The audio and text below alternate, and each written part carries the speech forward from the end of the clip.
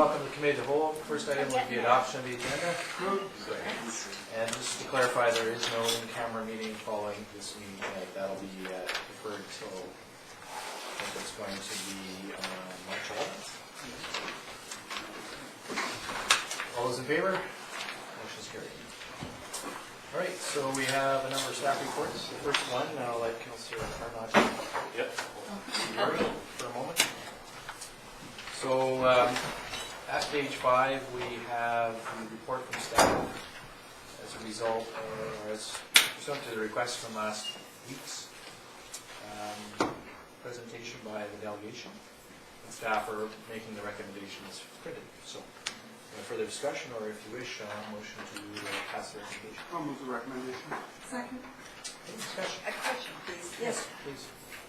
At the last minute, at the last meeting, Councillor Grant asked the question why the rescue committee had not inquired of Smallcraft Harbors as far as a space was concerned, and they hadn't. And I'm wondering why. I didn't ask that last time, but is there a reason why they wouldn't go to Smallcraft Harbors? Because Smallcraft Harbors obviously has a lot more space than we do. Well, I think our CEO has some institutional knowledge on this. I think back at the time when they initially made the request and they were looking at constructing their building, the Marine Coast Guard Auxiliary building that they have located in the marina at the moment, that was the most suitable location that they could find.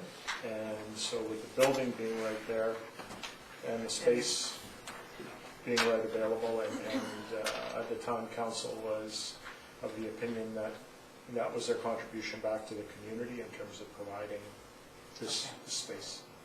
Also, perhaps proximity to the boat ramp, and of course they have that life jacket loaner station there too. So Right. it's all sort of together. All more convenient. Yeah. Councillor Kenneth. Yes, Your Worship, certainly the presentation last week was insightful, and their service to the community is very, very good. I'm just wondering, for record, if we had access to those berths, what would be the income we would make for the town if we had the berths that are currently allocated to them, to the Comox Valley Marine Rescue It's Society? roughly $4,000 a year, based on the last report we had. So the service to the community for boating, in our estimation, that would be $4,000 a year. Okay, thank you. At a minimum. Yeah. Doesn't value their volunteer hours, etc. Anything further on that? Moving to second. All those in favor? Any opposed? Motion is carried. So that'll go forward to next council's meeting for that. And bring Councilor Arnott back. This agenda was to wait later and click and then go back. Right. So the next report is on climate action from our Director of Finance, and the report that they're required to do annually under the Climate Action Charter. And of course, it goes back to the previous calendar year. So a motion to receive that report is in order. Move proceed. Second.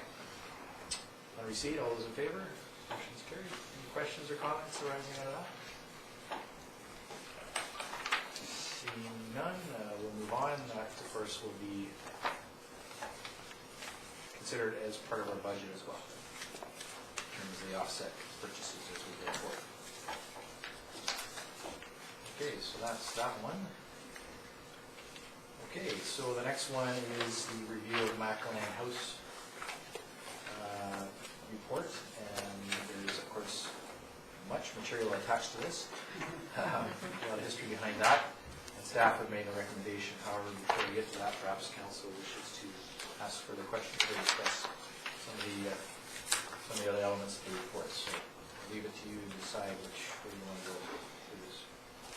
There's various options, of course, outlined on page 3 of the report.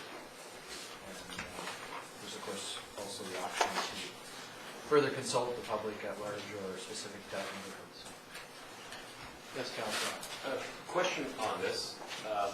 If we were to follow the recommended option, would the little bridge there, I noticed that it's not an engineered bridge, but would it be left there so the pedestrians could use it and it's safe for that?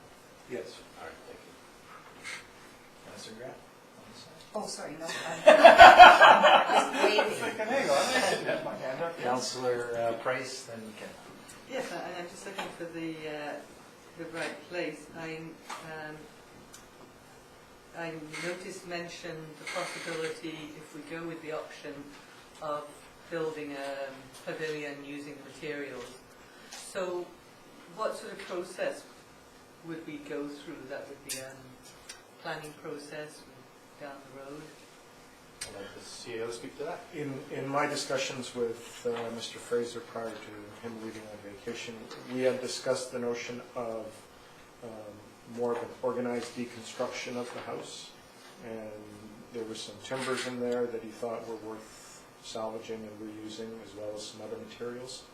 So we would see what we could salvage, and even if we had to store it for a little while until we could come up with a reasonable design for a pavilion that would incorporate those materials. So that's essentially the process we would look at. And in terms of the park use plan that's referenced here, would that come back to council? Yes. Okay. And there is an existing plan already, is there, for the Baybrook property? There's one in development, and again, we haven't Okay. brought that to Okay. council yet, but that's one that we would bring. So we could, if we chose to do that, feed that into that process. Yes. And also including naming. I know it's a bit of a diversion, but it's never officially had a name, the park. It's always called Baybrook. It's been called several places, and it would be good to get a name so that we can call it by the proper name that it should be. Great, thank you. Councillor Ken, I think you had your hand. Yes, again, just to be clear that the appraiser's conclusion in the summary was that the upgrading would be equal to or more than the full demolition of the house. That's correct. And I'm just wondering, and I accept that conclusion, I want to make reference to the Mac Lane Heritage Society, who has, their intentions are very noble, and I think to try and nurture the legacy of Mac Lang is a noble idea. And I'm wondering, is when we go forward, is that some way of including this group who have done so much work to help preserve this and in our community, of being involved in whatever the plans going forward are for the property. I think if council so directs that can happen. Obviously, that when the park use plan comes back to council, they have an opportunity for input, as well as any input in the future. Sure. Yeah, and it would go through a public process as well, not just at council, but perhaps some kind of open house for discussion amongst the community as a whole. Certainly the stakeholders include not just the residents in that area, but the whole town.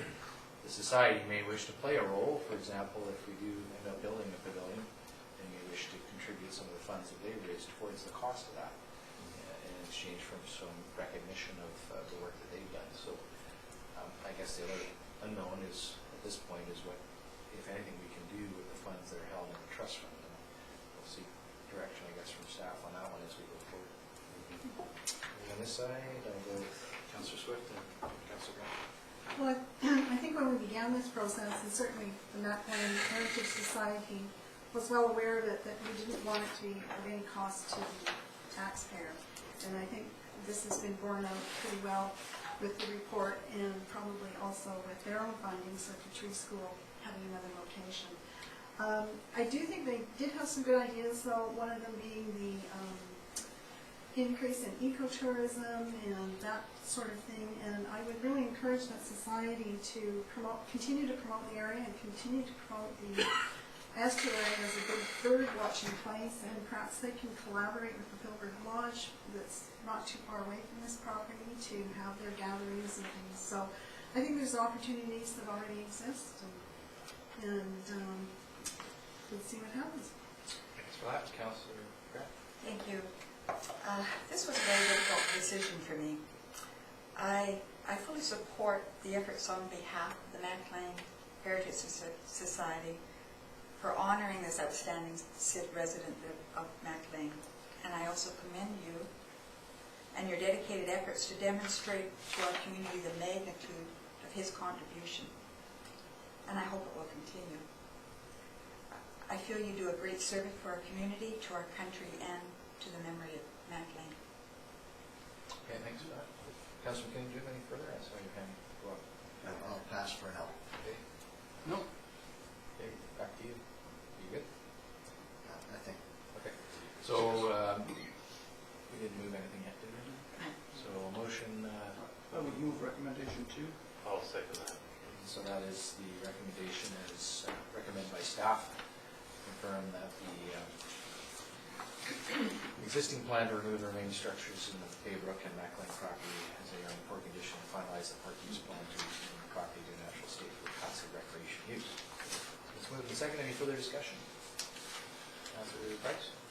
Do you need to add anything about possibly a future pavilion plan, or that will come out of the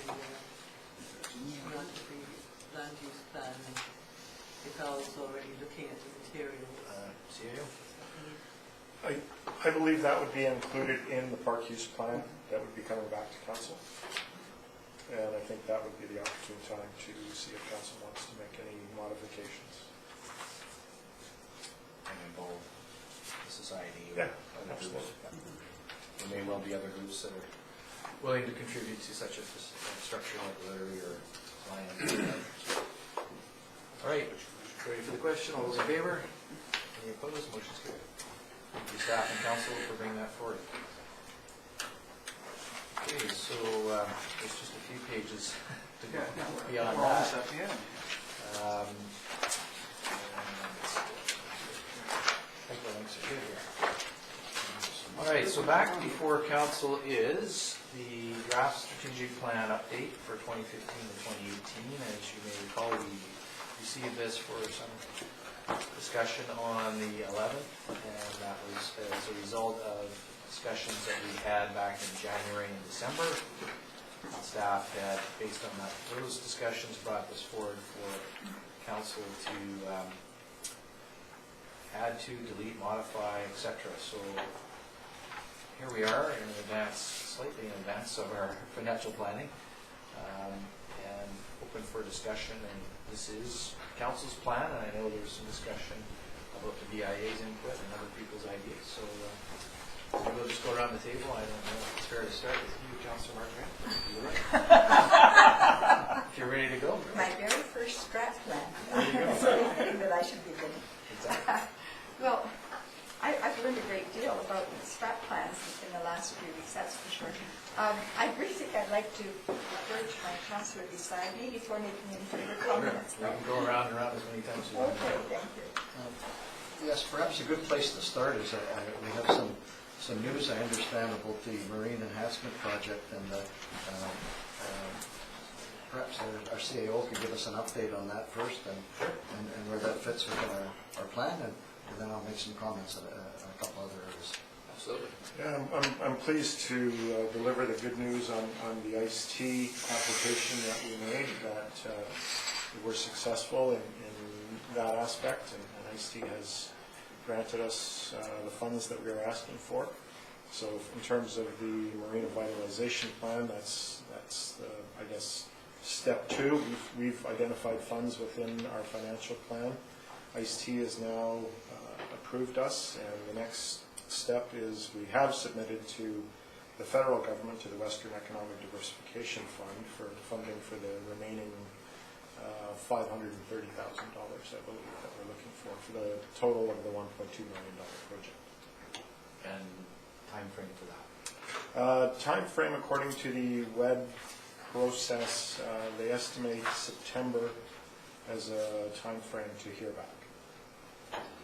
Your Worship, could I ask the CAO to clarify, just so everybody is under the same understanding of what the Marina Park plan is going to look like?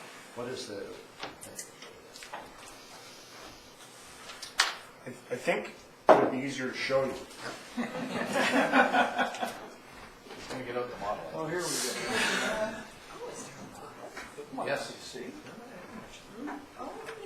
Oh, that model, yes. For the plan, Just for Well, it was gonna be water. council's.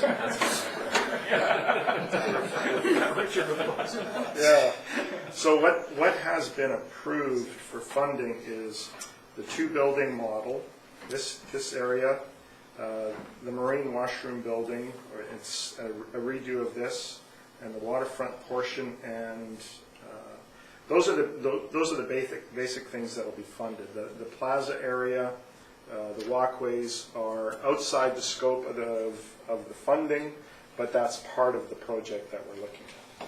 And then these storage buildings and this storage rack, those are later models as well as that And concept. subsequent phases, Subsequent phases. but not part of our application. Right. So we're looking at this area right in here. Richard, can you just review what the two buildings, what they're going to be used for and what they are, so These we're here? on the same page? Yes. Those are more the public use buildings, so marine training, yacht club gatherings, Compass Adventure, the sailing school, has expressed an interest in using those for training their students. They could be used by the community at large. They will be designed in a way that, as we refer to the plug-and-play model, that if we wanted to have vendors down there that would sell food, crafts, whatever, they would be able to come in, set up. So again, relatively portable. Artists can come down and utilize the area as well. So it's basically a broad range to try and encourage as many different events as we can. And those buildings actually are unique in that half is sort of enclosed and half is open area, even though there's a roof on it. That's right. So each one would be able to hold approximately 70 people. Warming kitchens included, so that you could host. Another aspect was rendezvous boating that go up and down the coast, where they gather in various communities, and they'd be able to use those spaces. Van Isle 360. Yeah. And the upgrades to the front wharf area, just briefly, if you could, refresh our memory? This area here, if you go down to the marina waterfront right now, there's an area that has a flat platform, walkable area with a green railing, and then it stops at some older viewing platforms. So the concept would be to continue that walking area on a level surface, so the accessibility issue would be addressed. So I think currently it goes to about here. So we're looking at extending, and this is an approximation, but we'll see how far we can take this to go further, and eventually it would go all the way. And the buildings on the far side, those are more commercial, these ones?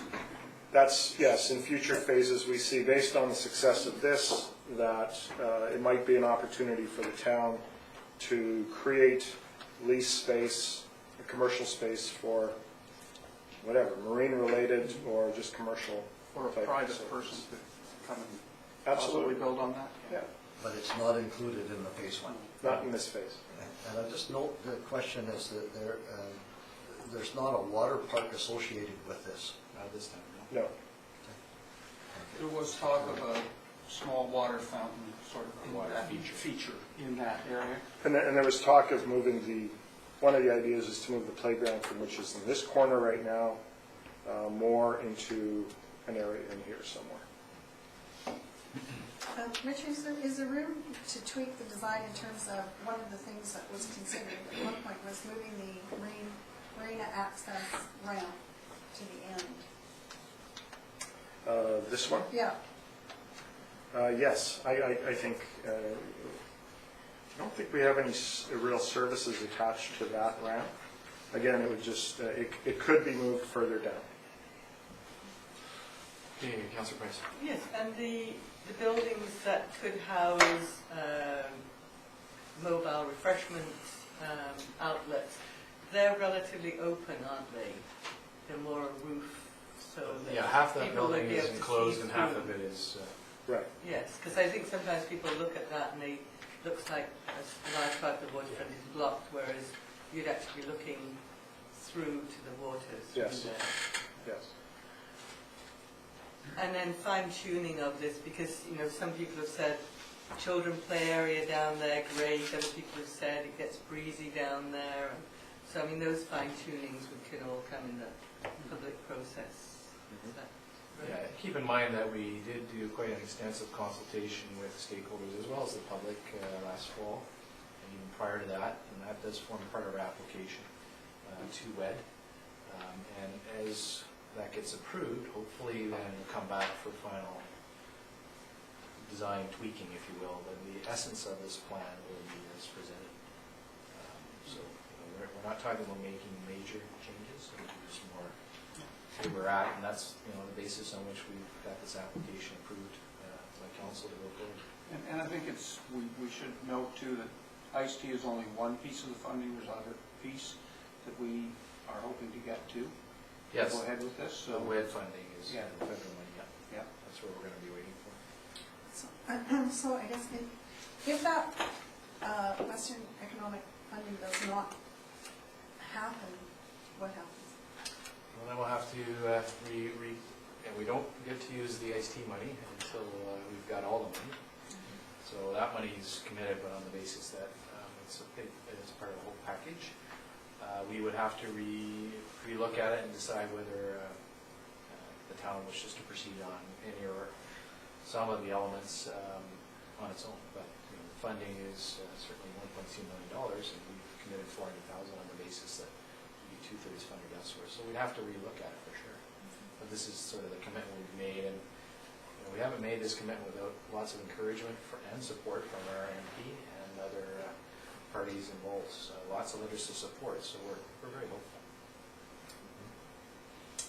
But if we don't get it, then yeah, we'll have to go to Plan B or something. Yes.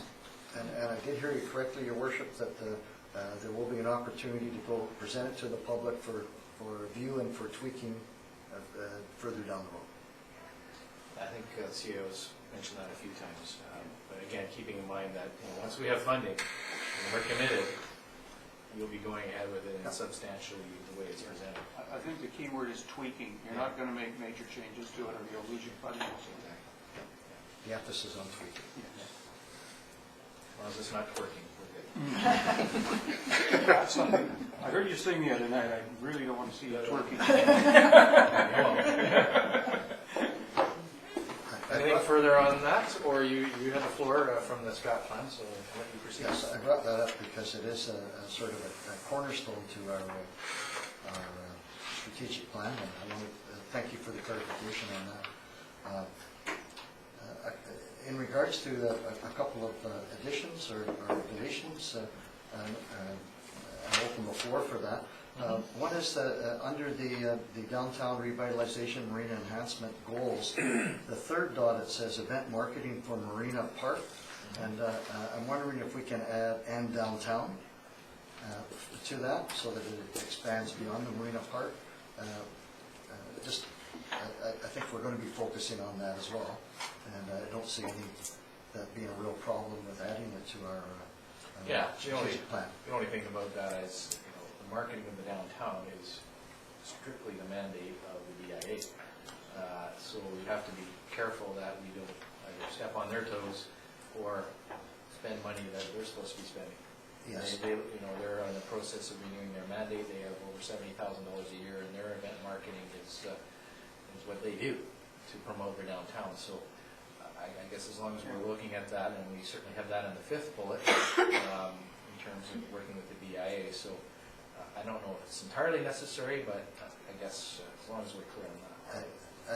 I understand what you're saying. I agree with you, Your Worship.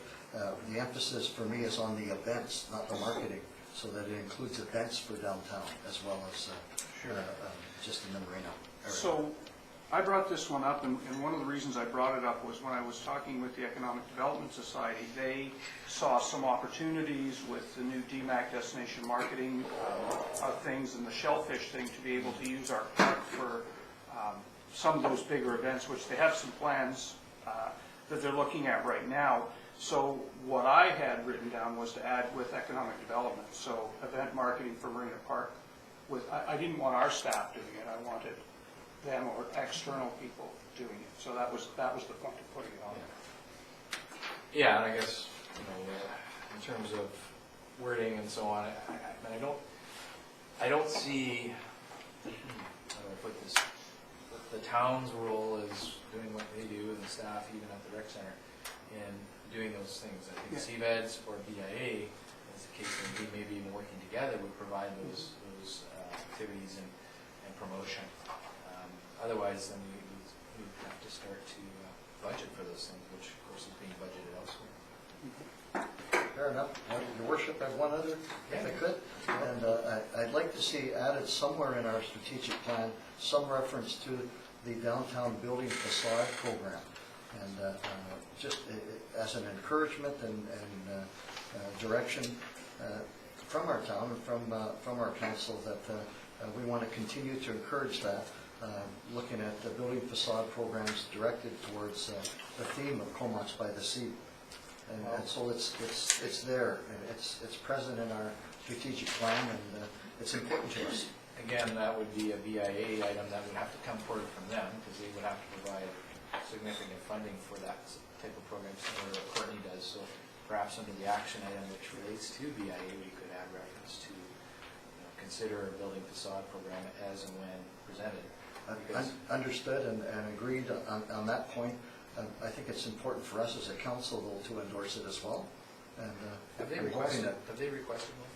Sorry? Has the BIA brought that forward yet? Not at this point. I can answer for that. It's been talked about quite a bit. Yeah. Of course, I always thought they should fund it, they always thought we should fund it. Sure. You know, that whole thing. So that discussion with their new board is an ongoing thing and should come up fairly soon. But I agree with you. I think that would fit nicely into one of the action items of continuing to work with them, and then one of the action items would be to work with them to develop that program. Because it can cost, it can cost us quite a bit of money. And there's an element there that's kind of unfair to tax the residential taxpayers so that a commercial guy can fix his building. Well, you brought up money, sort of, Yeah. finance has his hand up. Yeah, so, I believe that facade development is one of the purposes that the community charter specifically says can be included in a business improvement area. That's one of the purposes for BIAs, I believe. right. Yeah, certainly the nearby example is Courtney, which Courtney do it. did a little bit of that, about $10,000. Yeah. Again, how they funded it, I think mainly came from their membership. It came from the BIA membership, yeah. So, yeah, with that, that's a good suggestion. Anything else? I'll pass for now. Councillor Brace? Yes, I think it's pretty thorough. I'd like to see that we include, and maybe it would be under fiscal balance and infrastructure asset management, or as a suggestion, that we continue to develop and enhance our trail network. And it's an ongoing project, and creating connectivity. Okay. But it just keeps it there. Yeah, we kind of had some elements of that in our previous one, so we can add that back in. Yeah. And I'm glad to see that we're going to explore the water park. I think it's something that's been suggested for many years, so I'm glad that it's actually on the strategic plan. See if it survives the budget. Yes. But no, it's certainly something that other parties have expressed interest in, so I suppose that's why it's there. It can be a joint project. Yeah. But we do have a lot of young families too. We have an aging population, but we do have a lot of young families, and certainly the more we can attract young families, the more balanced our community will be. So All right. that's great. So yeah, I think we've pretty well covered the bases. Councillor Swift?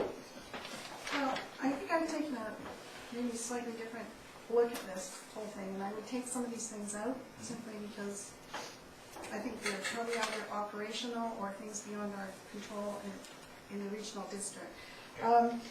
So I'm making some assumptions, our action plan and timelines and things will be defined after we set our priorities.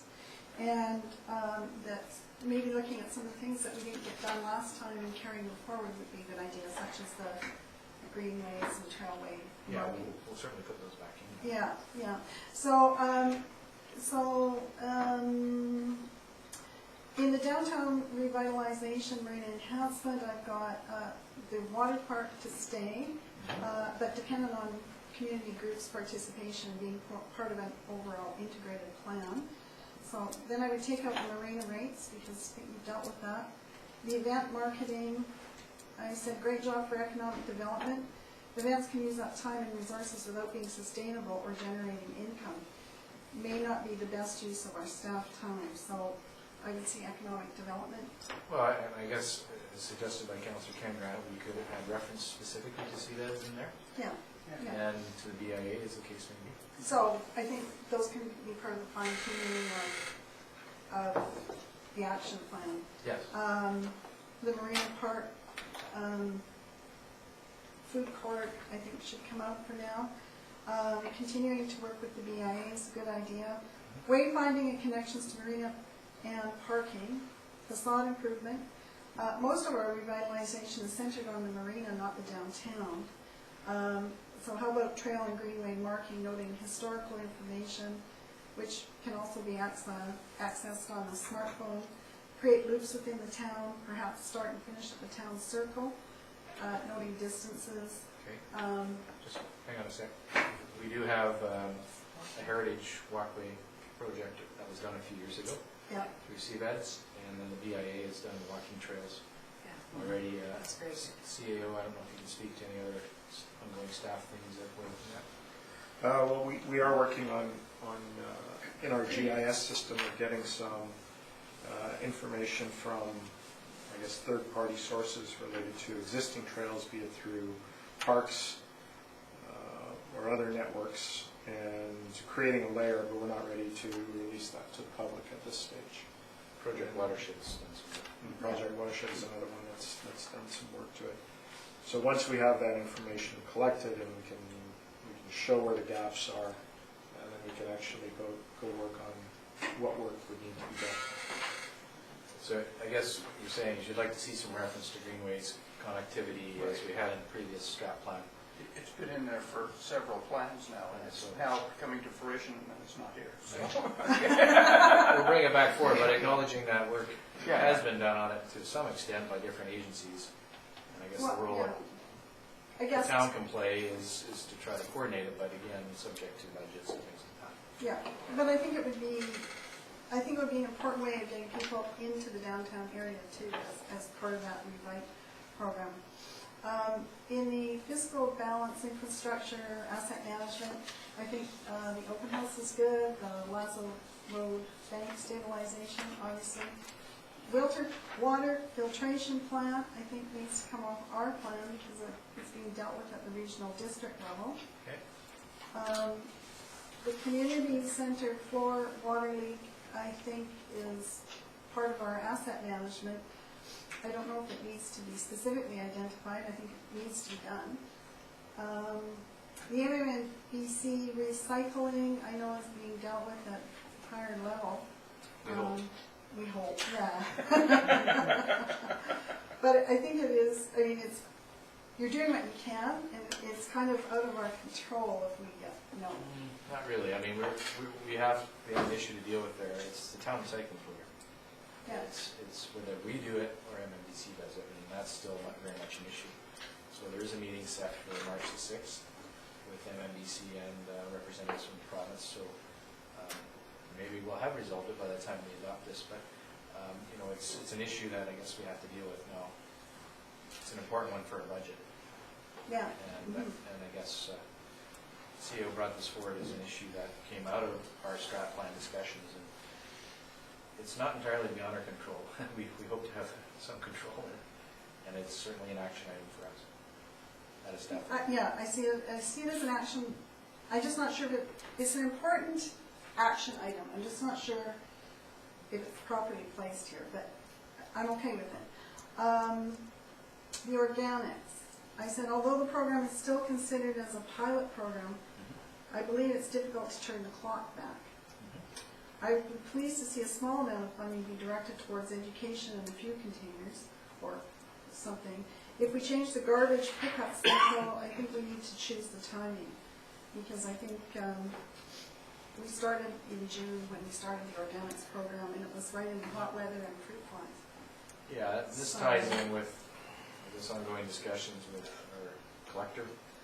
And depending what happens at the regional district, I guess we're always trying to look at ways of increasing that take-up. It's about 10% in our community right now. We'd probably like to get to higher than that. It appears in our management report on an ongoing basis, so I suppose one question might be, we could take it out of the strat plan, but leave it in the management report. Is that one way you'd like to see it?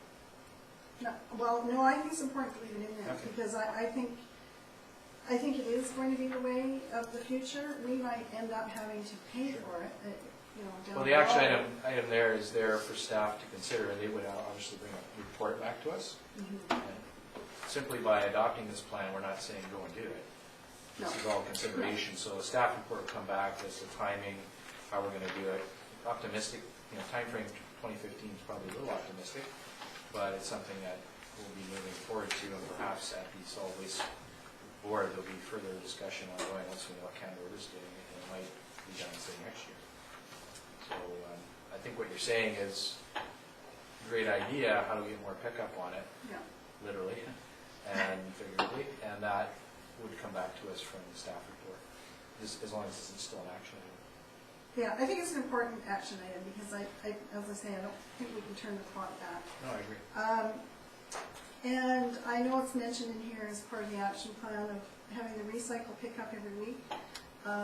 The long-term plan, well, not that long-term, but the Canex recycle depot is going to be closed in the next while. So I think that would be something to consider if we can manage it.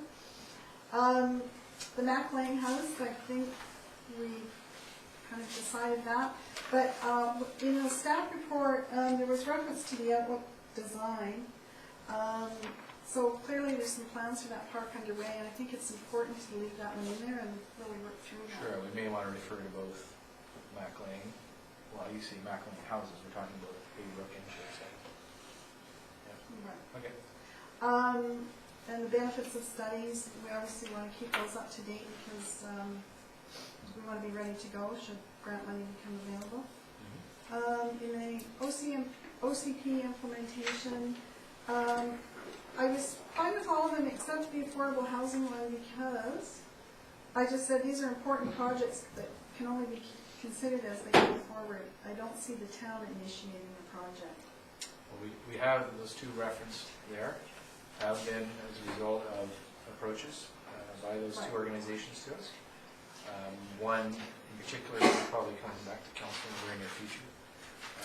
And the other is a bit up in the air right now because of their interest in the old Old Lodge property. So those are two organizations specifically that have approached us about different ideas and different projects. So if we said consider third-party affordable housing initiatives? Well, those are the two that we're That way talking if about. another one comes up, right? Well, for sure. And keep in mind, the strat plan isn't cast in stone. It'll be reviewed as early as this fall. So as things develop, things will fall off and come on. We'll continually review this on an annual basis. I mean, I don't have a problem with it being in there, and I think it's important to deal with these things, but I'm just not sure if it's part of our big picture. If you understand what I'm trying to say. Well, we do have the affordable housing strategy, and I think that identifies many different ways of working on that issue, all the way from working with developers through to donations, through to partnerships such as this. So because there's been specific interest in this from those two organizations that are referenced, it's probably important to keep it on there, or perhaps throw it into the management plan. But Well, affordable housing is, we do have a strategy. Yeah, and maybe the management report's a better place for that to go, but these are just my thoughts, so. And then the economic development plan implementation is fine. Some of these things are, I mean, they're private property, really, the hospital and so on. I think we should be part of them, they're big properties, as well as the Comics Elementary site. And I think out of all of those, the most important one is the website redo. I think that's absolutely critical because it's kind of the gateway to everything else. Yeah.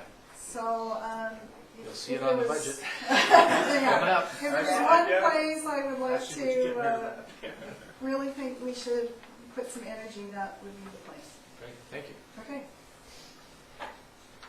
Councillor Allen. Well, I agree with the website thing. That was going to be one of my topics. When we talk about the building facade, is it possible to get like a caveat put on it that if they do that, having overhangs, downtown, so that if the builder wants to or the owner wants to do a new facade, that we could encourage them to put an overhang, so it would improve like window shopping type of thing, and just walking downtown and not having to duck in this area to not get wet and coming in and out, and just having a series of overhangs similar to Courtney has, though.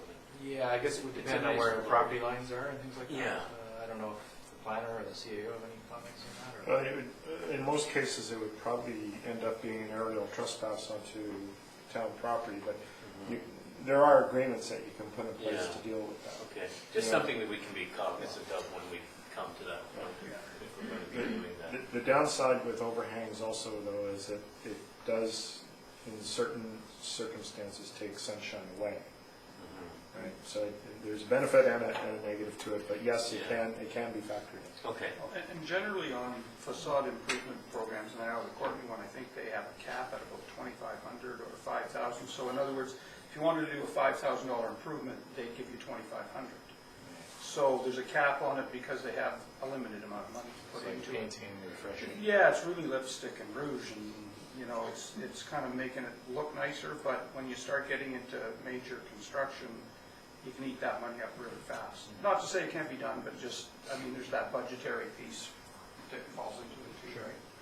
Well, ultimately, be up to the property owners and BIE to sort of what extent they want to do this. okay, and then to the CAO, sorry, I know we discussed briefly the stabilization around the condos down at the waterfront. Is that something that we're going to have in our radar down the road? Do we need that in here? I don't believe you need it in your strategic plan because it's essentially in the works right now. Okay, When Al is back in action next week, we'll probably get an update as to where that work is. he's going to be busy for a while. He will. What happens when you go on holiday for a year? Nothing further, thank you. Councillor Campbell. Yeah, so on downtown vitalization, I think we've pretty much beat that one around enough. But when it comes to fiscal balance, infrastructure, asset management, I think this is a really critical piece to what we do, and I think it's one of the things that sets us aside from other communities, that we actually do a lot of this. So the only thing that I would add to that is that we ensure funding is adequate for the asset management piece.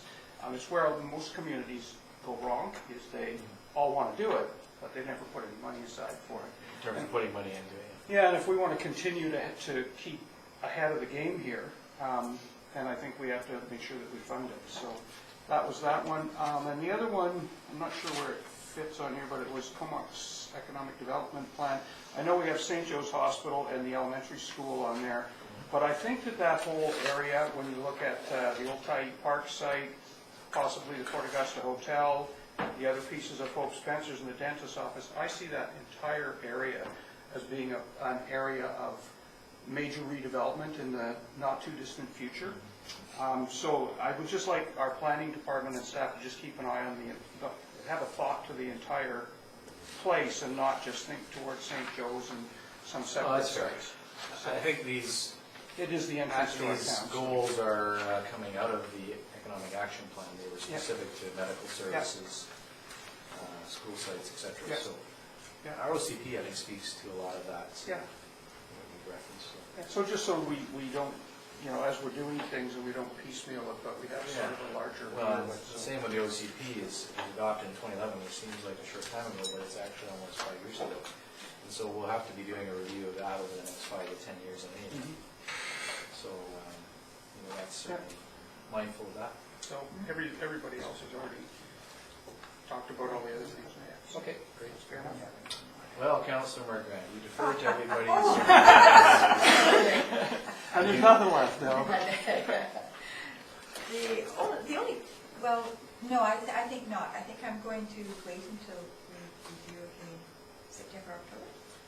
Yeah, well, we'll bring this- Most of my questions have fortunately been addressed as they've gone around the table. Yeah, we'll be reviewing this, our strat plan in the fall, probably October, November-ish, in precursor to review of the budget. And we'll be doing our budget for 2016 a little bit earlier than we're doing the 2015, largely because we don't have the election in the way. Right. And so staff will bring this back and see how we've done over the next number of months.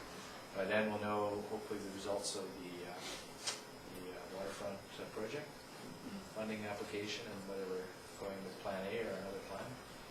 And of course, hear from other organizations like the BA and CVEDS and others to see where other things go. Thank you. Anything further, Councillor Gill? Well, maybe just in closing is that the difficulty with setting a strategic plan is, of course, is there's items that we would like to do, or as opposed to items that we need to do. And there's goals that we want to set, sort of broad goals and things that we'd like to shoot for. It's important to consider both, though, however, and I think some of the items that have been brought up here, that was the whole reason for that. So the CAO, do you have enough direction there to bring it back? I believe I do. Although I'm unclear on a, there were individuals that have mentioned removal of certain Okay, things. so let's go with that. And there's just, and the additions are, some of them are fine, but some, I think we So don't. marina rates, we're going to take that out because we're done with that. Right. We review that annually. The marina parking lot staff report, that's coming forward anyway, so I don't think that needs to be on a strat plan. If something comes out of it, then maybe it goes on there, but I know Councilor Arnott's wanting us to support that based on the staff report. We'll see where it goes. But just by taking out of this doesn't mean we're forgetting it. Right. I won't let you forget. I'm sure you won't. The water filtration plant, taking that out, I guess, we'll provide that letter of support. We already did that, didn't we? Or are we going to? You haven't as of yet. But I think Councillor Swift's point is a good one, is that it did come up, I suppose, quite frankly, as Councillor McKinnon just said, there's lots of wants and needs, and that's obviously a big need. And when we, look at that project, we could probably scratch the rest of the strat plan with the financial commitments that might be involved. So, but taking it out doesn't mean, again, it's forgotten. It's just, it's always going to be mindful of what we have to do, and it'll be an action item that we have to do. Well, it would be easier if we just left that in and got rid of everything else. Well, as far as the community center floor, I don't have a problem with it staying in, but is that something that needs to stay in there? No, we can take it. It's An operational thing. yeah, it's a matter. MMBC, I think it's important to leave it in there just so that we resolve that, and it does tie into the recycling collection as well. Was there anything else that we were talking about taking out? Oh, I didn't mention it, but I took it out here, was the monitoring of speed of traffic in the community. I would take it out of the strategic plan. I think it's part of what we It do. get lost. I think it is. Is everyone okay with taking it out? Yeah, I'm doing it anyway. Okay. Yeah. Yes, no, maybe so? I just don't want to see it get lost, and I don't know where. We got the science we're using. Here. Staff will report back on an ongoing Okay. basis. Right in front of the fire hall, you won't miss them. Yeah. The other one was, in that section, was policing. I scratched out, I didn't speak to it though. I think that's part of our core services. It is, yeah. And I think the cover page for the strat plan always references core services, does it not? So we can take a look. And we deal with it in budget anyway every year. One that I missed in downtown revitalization, marina enhancement, was water park and marina park. I'd like to propose just to remove the marina park, because we're really doing a feasibility study if we're going to follow up on questioning whether it's feasible to have a water park, but maybe we don't need to tie it to that site. It opens up quite a few other cans of worms. The people that are interested in doing one want to see it down there, specifically. Now, whether it happens or not, I don't know. But Am I a lone wolf here? I don't know how other I councillors don't know feel on what that. other people think, but that's, to my knowledge, the Boys and Girls Club, the Rotary, possibly BIA are very much interested in having a high-profile facility there. And I think we want to be attracting people downtown, using the investments that we make to as much as possible bring people downtown, which is then people eat and they shop and they do other things. So I think there's some strategic value in having it downtown. Or downtown Oh, slash Marina, marina. we're not going to put it on High I Street. mean, you're not gonna put it on, unless I suppose you put it in the town circle and Yeah. call it a water park, but I don't see that happening. No.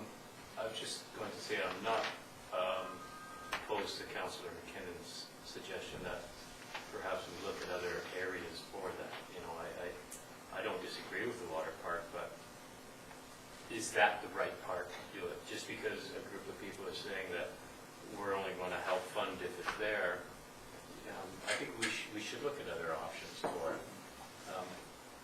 Well, as I say, then you open up quite a bit of other discussion around where to put it. It'll start to look like the debate that happened about 20 years ago around the skateboard park. Or not skateboard park, sorry, the roller rink. And it was bounced around all over the place. Well, just to Yeah. clear up something, Your Worship, Yeah. if I can, the water park is not involved with the marina enhancement project that. Correct.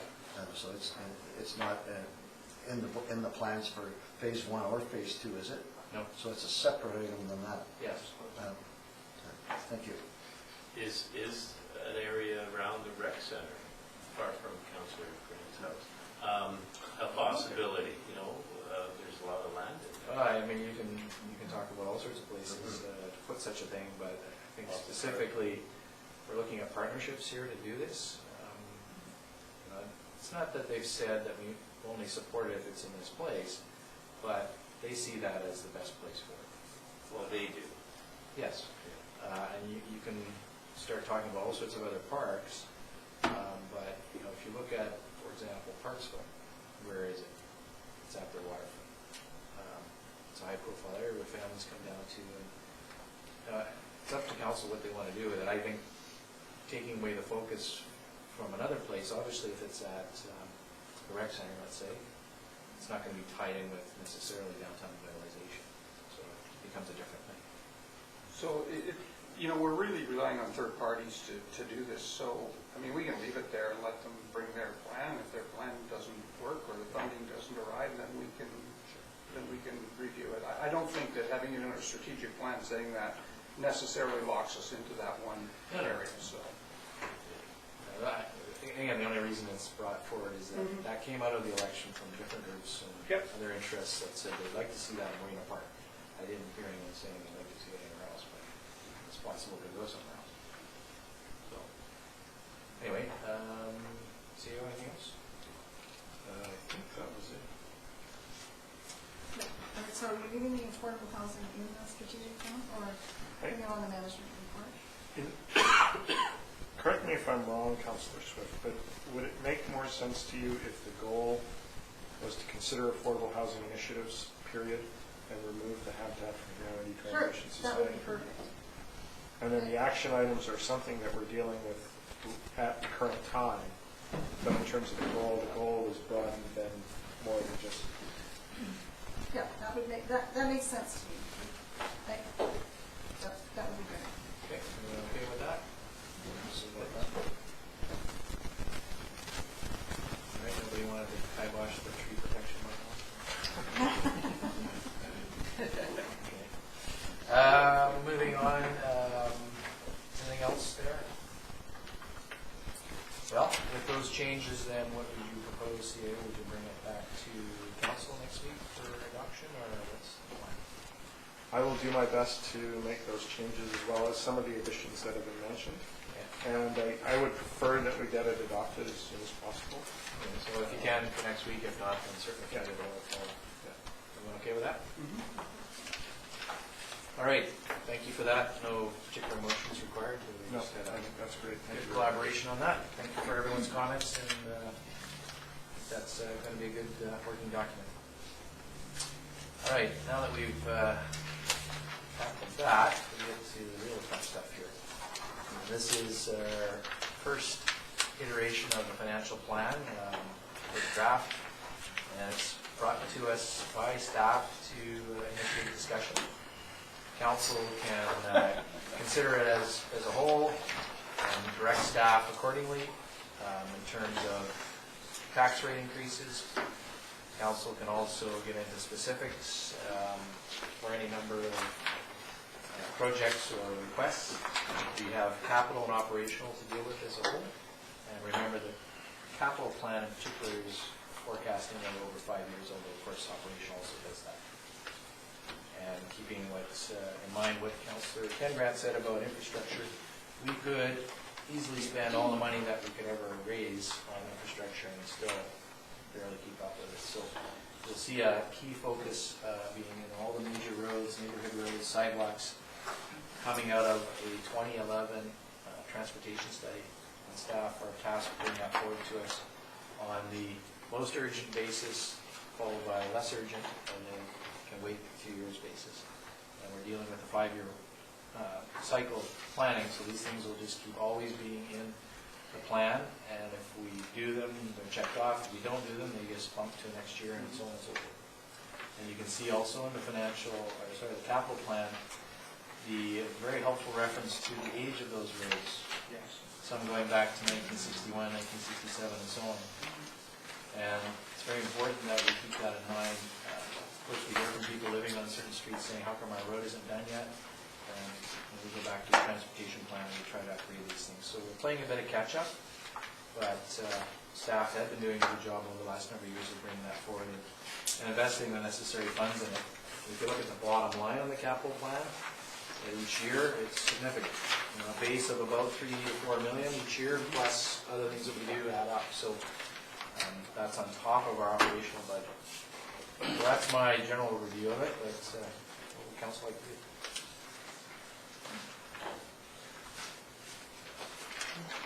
I just had a couple of questions. I did have a few more, but I left them at home.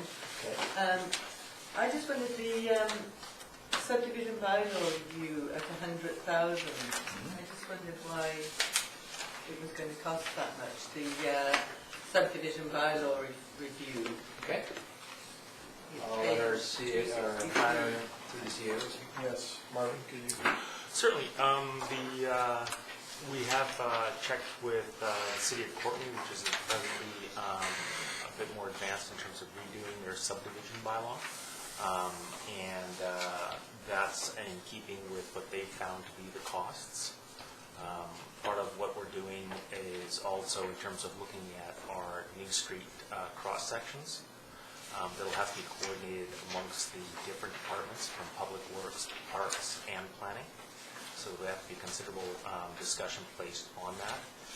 Also, our existing subdivision servicing bylaw provides no guidance in terms of what infrastructure is required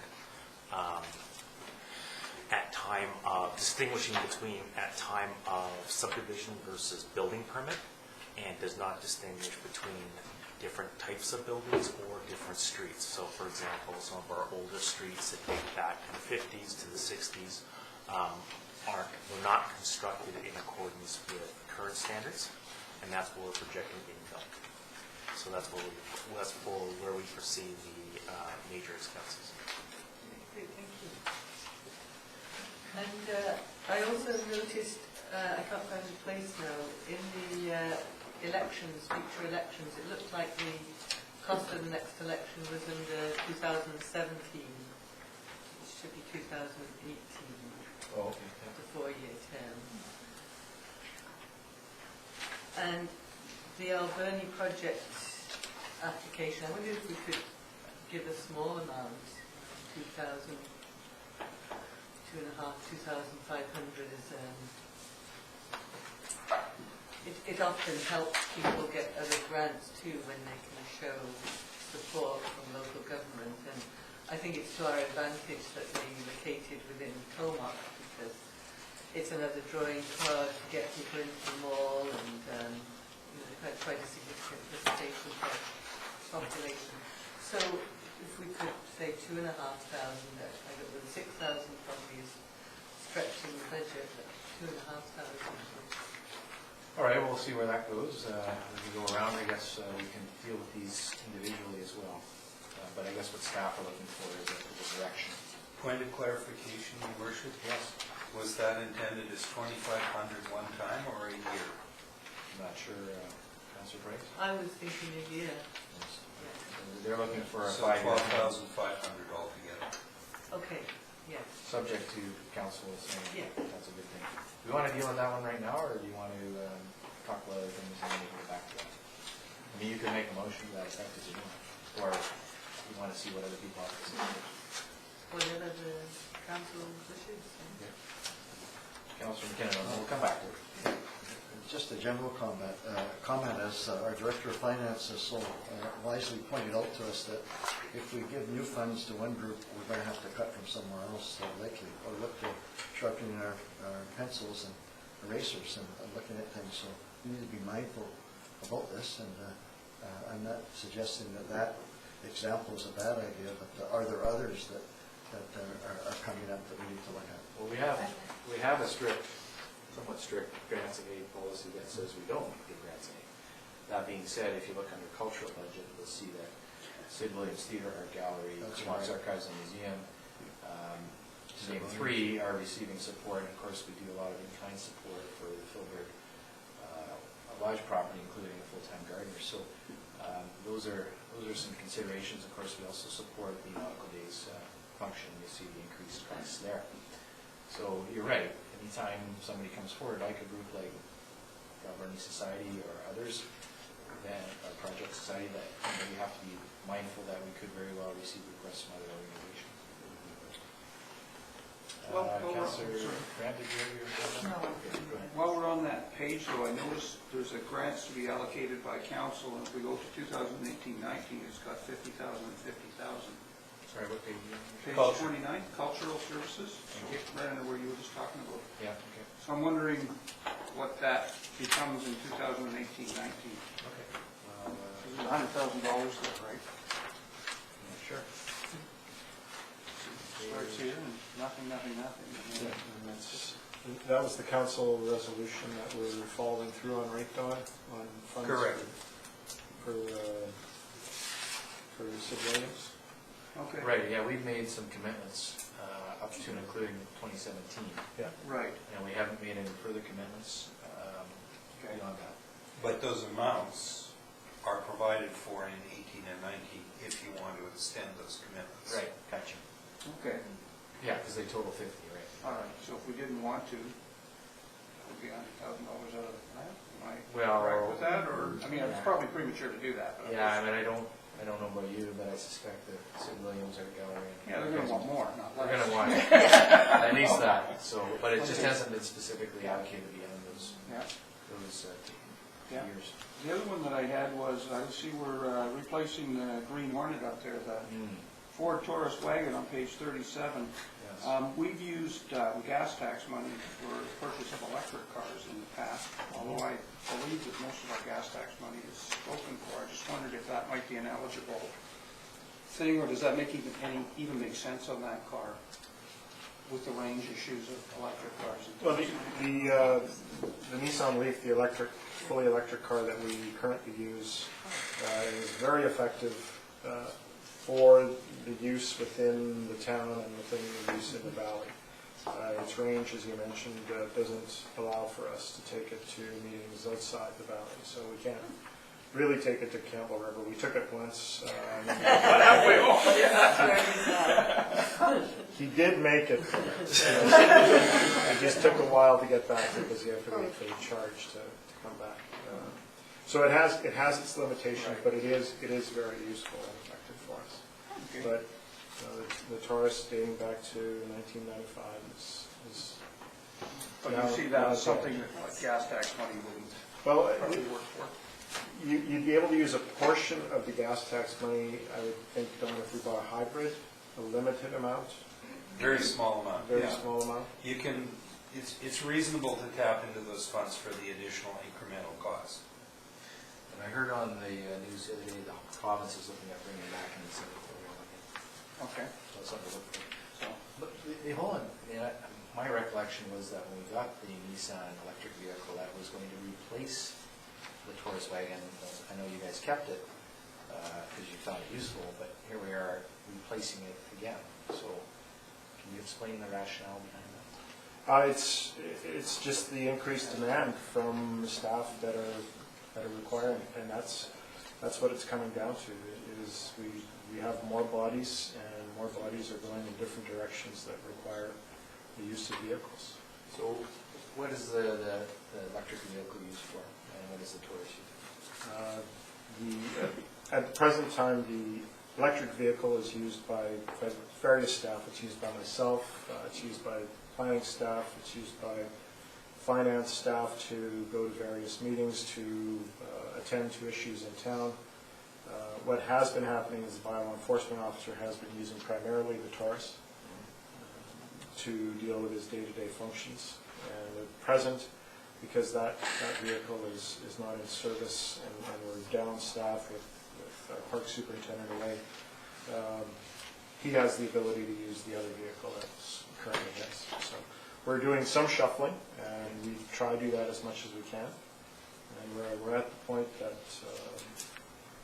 people are starting to use their own vehicles to attend meetings. And that is another option that we can deal with, is providing vehicle allowances rather than providing another vehicle. Thank you. Councilor Ken? We have our fire chief here, and one of the items we're going to be considering of the many items here is casual wages. And I'm wondering if you could give us a brief summary of that. There's a report, of course, attached to the agenda. Well, I'm happy to answer any questions. Most of the information is in the report. We've been using the Casuals for the last year or two, and it's worked out very, very well for us. It's been a struggle trying to maintain a viable quick action fire service on weekdays, and this is one of the many solutions to that. Do you have any specific questions on the report, Councilor? It's a great example of an increase that may be very much needed, but we're going to have to grapple with. Yes. So in the past, what we've done with this, because when I look at this budget, I see most of this stuff has a lot to do with our infrastructure and maintaining and doing those things, which, as I pointed out before, many communities don't do anything on. I think that you spend $1 today on that stuff and you save $1,000 down the road. I'd like to look at us sort of give staff a number that we could live with and ask them to go through this and see where they could pare it back. I mean, I don't know which streets are more important to do than others or any of those kinds of things. So I think maybe if we were to come up with a percentage that we could live with, I believe this budget is based on about a 2.7% increase. I'd hate to see us stop some of the renewal stuff we've done, because I think it's something that begins to set our town apart, and we save a lot of money in the future by doing it now.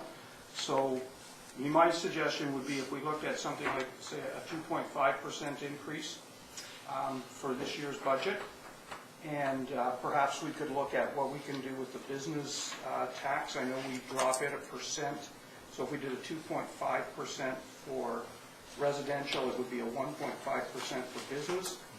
I don't know, I throw that out there as a number and then send it back to staff and say, you guys figure out where you can tweak the budget to make it work there, or maybe they could comment on whether that's even reasonable or not. Yeah, well, one thing here is, even at 2.7, the current graph shows a shortfall, so that's a bit of a challenge, about 560,000 over the course of the 5 years now. Staff feel, I'm sure, confident they can get to that, balancing with some rejigging of projects. I also wanted to point out, based on the first page, the proposed increases to core operations are very nominal. The fire chief has mentioned his. There's a couple other things in public works to do with studies, a small adjustment for recreation for 5 hours a week for a programmer, and then the nautical base grant. So I must commend staff for keeping core operations based on the net zero good, and you're correct in that the capital budget is where a lot of the balancing will happen. Either projects will get pushed out beyond the 5-year plan or somehow reconfigured, so. 2.5 and 1.5 is certainly something I think staff could work with, and bring it back, see you in a couple weeks' time. Yes, yes, we can. What we can do is, we'll put all senior staff in a room and put on boxing gloves. See who comes out a winner, but we can bring back options for council to consider. As to how we can provide council with options as to what we would suggest to bring it in line with 2.5 and 1.5. Your worship, Worship, the one point of clarification, one question, and it's the same as before. Are we talking 2.5% increase to taxes in 1 year, 2015, or across the plan? That's an important consideration. Well, my idea was for this year. We don't know what we're going to come up with in the future, so I was thinking of this as this year. I guess the challenge with that is, you have to make a balance over the 5-year plan. So if you said 2.5 for each of the next 5 years, acknowledging that it's still subject to review and approval by council at next year's meeting and so on and so forth, at least gives the staff the ability to balance it. Okay. Is that what you're doing? Well, as long as we're going to review it in the future We have to. and be able to. Are we, I'm sorry, I'm confused. Are we talking 1 year or 5? Well, that's That's what we're just talking about right now. 1 year? 1 year. Okay, so you can do it at 1 year? We'll do, we do 2015 at 2.5, and the remaining 4 years at 2.7. I think that's what the direction. That was what I had in mind for what we Okay. were doing here, yeah. So 2.5 for this year, and then the rest of it would be at 2.7 until further review. Okay. Okay, thank you. Councilor? Yeah, just a question, I don't want to throw another wrench into things, but where have we stood in the past with assisting like BC SPCA? Has there been requests, like, have we funded them in the past for like this spay and neuter program?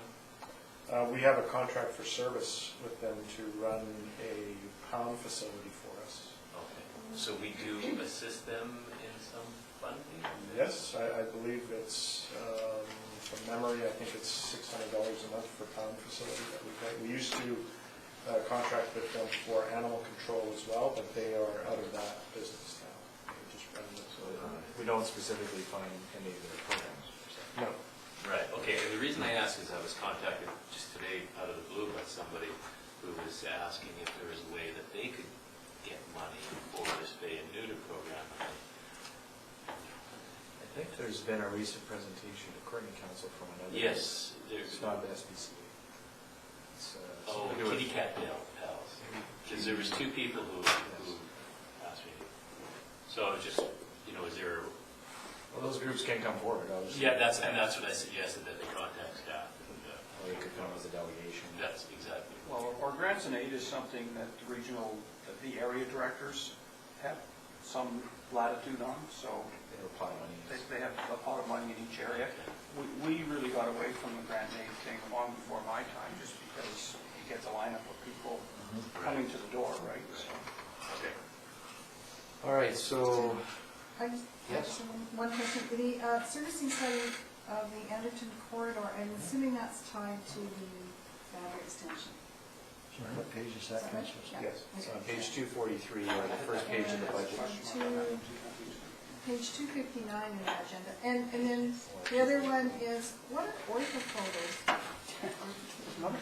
They're basically aircraft look-down photos of the community, and they allow you to provide a real-world view that gets blended onto your maps.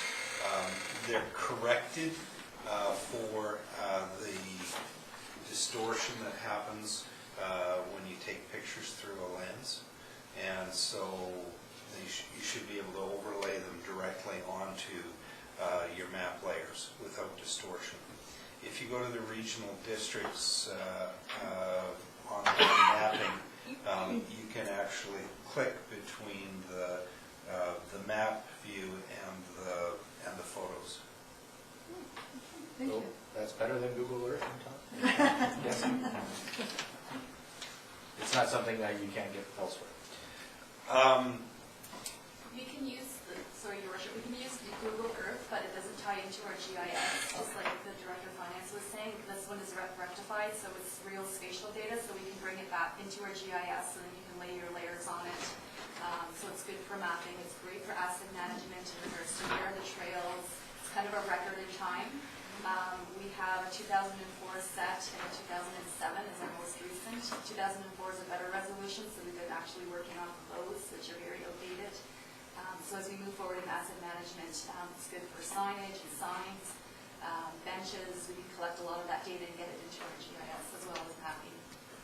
And the price quoted, $25,000, is based on us cooperating with the regional district in Courtenay, who plan to fly that year. So we would all share in the cost of this.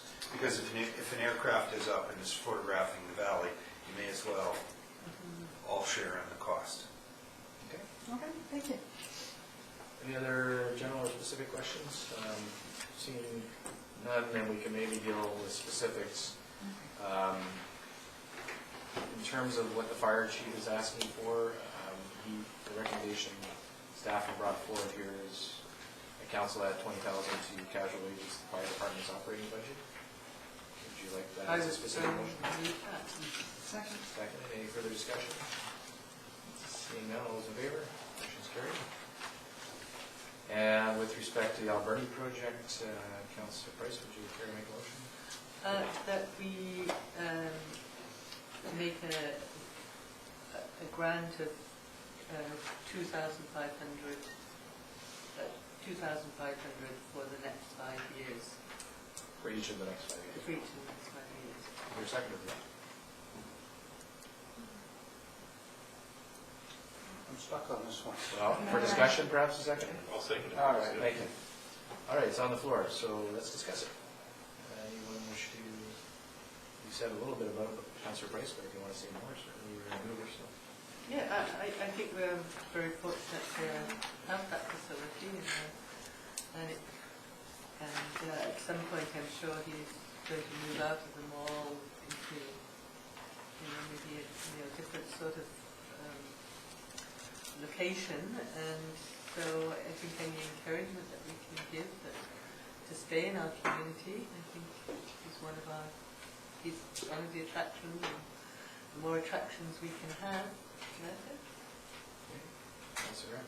I think the idea is a great one, but can we afford it? I guess my question has to go straight to Dawn. I mean, I would love to, but I'd like to have the other answer before I put my vote forward. Maybe it could go with a question mark. Well, we saved $1,500 for council stipends this year, so I hate to bring that up again. So, and I guess the affordability aspect's always a good question. It's literally going to be a drop in the bucket on a $15 to $20 million budget, but doesn't mean you shouldn't ask that question. Two things you had mentioned, it brings people to the mall, so perhaps there's a way that he could use that as leverage to the mall owners to get a break on his rent. But also with the museum that we have downtown, the old library center, there's a room in there where he could have that as a display in an area that would reduce his overhead. So that way, we are donating, but in kind that way. Yes, You know. it's a pretty tight space in there with the Pearl Ellis and the museum. We have the doctor's offices on the other side, which we hope will stay there forever because they're a big revenue generator. Right. So, yeah, I don't think, because he's got, I don't know if you've been into his museum, he's got Yeah. quite a lot of stuff. No, it's good. It's definitely a labor of love, and what he's done with that is quite commendable. I guess the question really is whether our taxpayers should support that. That's really the question.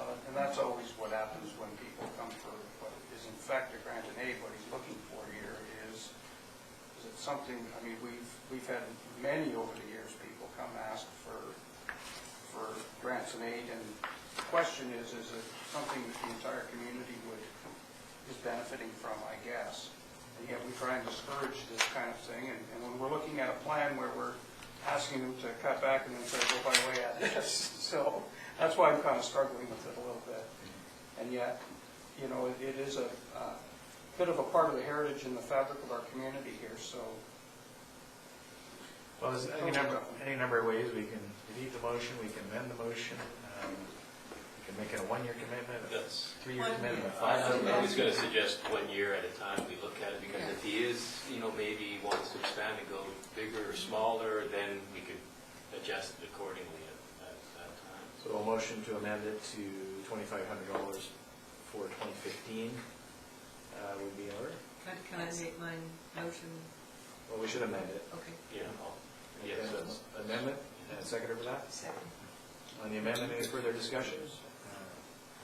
Should we add the rider that there's no guarantees that it will continue beyond We that? don't have to, It's just for 1 year. just for 1 year. So on the motion as amended, all those in favor? Motion's carried. And that's good. On that part, okay, so coming back to what Councillor Kengran referenced, we probably would need, yes, we would need a motion to direct staff to come back with 2.5% for 2015 for residential, 1.5% for commercial, and the rest at 2.7, 1.7. I'll make that motion. I'll second that. Any further discussion on that? Okay, and that would come back just for our vacation at Committee of the Whole in 2 weeks' time? Yes. All those in favor? Motion's carried. Thank you, staff. Thank you, council. Good discussion. See what we get to in a couple weeks.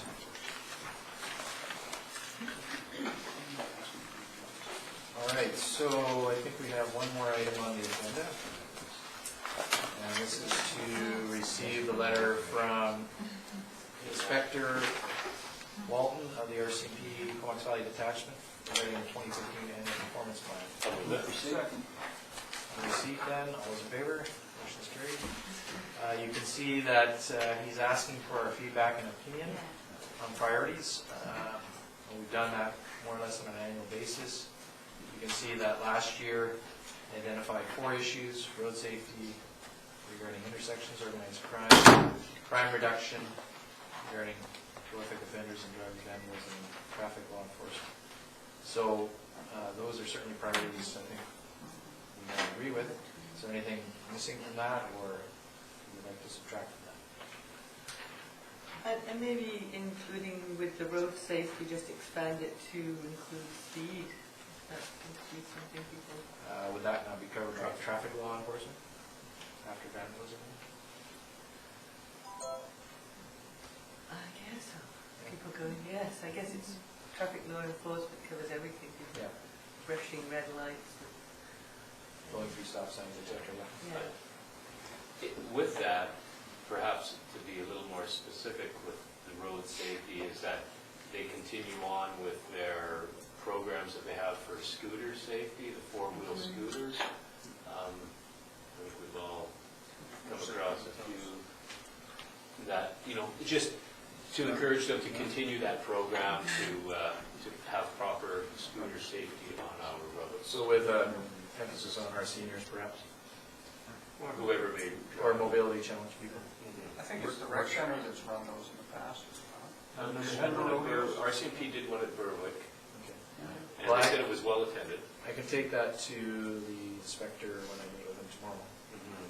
Tomorrow, yes, at 1 o'clock, he's coming in with the island detachment guys. So. And just, you know, to remind the users that they are similar to a pedestrian, and, you know, when they're driving their little unit. Okay.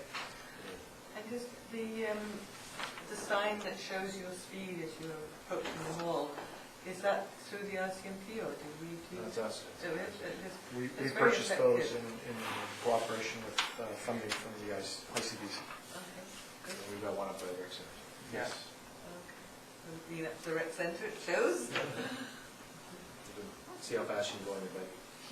And so we move those around throughout town, and then people just bring suggestions to the town hall to say, I would like this in my neighborhood, or? Yes, we look at areas where we get increased number of complaints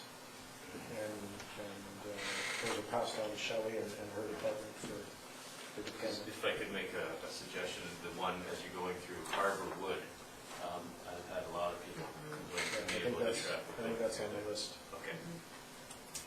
Councillor Kim?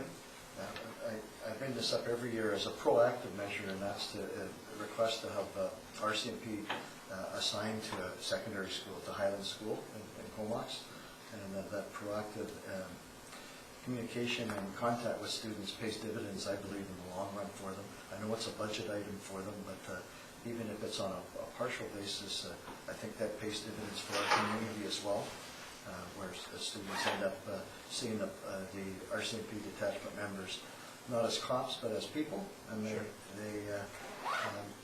end up having inquiries and questions to the police officer. They feel comfortable talking to a cop, so to speak. And I think that pays dividends for our community in the long run, so. Yeah, I'll certainly bring it up tomorrow. Yeah, thank you. I know that, I don't know how much of a budget issue, it's more of a resourcing issue. People to do it, they often have so many vacancies they can't get it all done, so that's often the first casualty. I think there's a payoff for the community. Yeah, okay. So we'll talk about those priorities plus scooters, safety, and schools. It's not directly relevant to RCMP, but in previous capital plans, we've had an allowance for those flashing pedestrian beacons. And I was asking you the other day about, I didn't see anything in our plan. Do we have any of those still left? They've all been deployed. Have they? Okay. Yeah, or the traffic study that we did for 2011 doesn't really, the pedestrian crossing seat doesn't really have a sort of what warrants to put those in. Sure. So from our plan, those areas that we have them up now are the only ones that they suggested. So we don't have anything further at this time in our plan. The 4 pairs that we purchased were purchased in part with provincial grant funding. Okay. All right, thanks. Well, somebody was asking before. So. Great. Little topic there, but so if we vote on receipt, all those in favor of receipt? Great, and I'll bring up those other concerns tomorrow. And they'll finalize their performance plan and carry on with what they do. I believe that's it for our agenda this evening. Motion to adjourn. Move.